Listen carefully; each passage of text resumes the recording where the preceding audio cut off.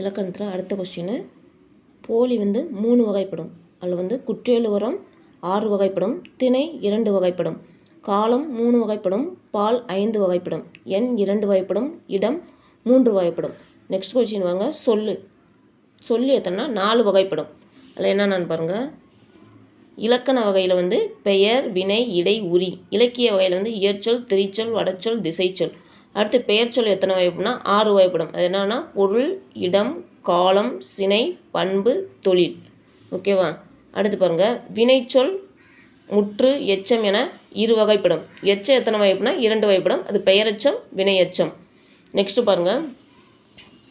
பதம் எத்தனை வகைப்படும்னா 2 வகைப்படும். அது பகுபதம், பகாபதம். அதில் பகுபதத்தின் உறுப்புகளும் கேட்டால் 6. பகுதி, விகுதி, இடைநிலை, சாரி, சந்தி, விகாரம். மொழி 3 வகைப்படும். தனிமொழி, தொடர்மொழி, பொதுமொழி. நெக்ஸ்ட்டு வழக்கு 2 வகைப்படும்.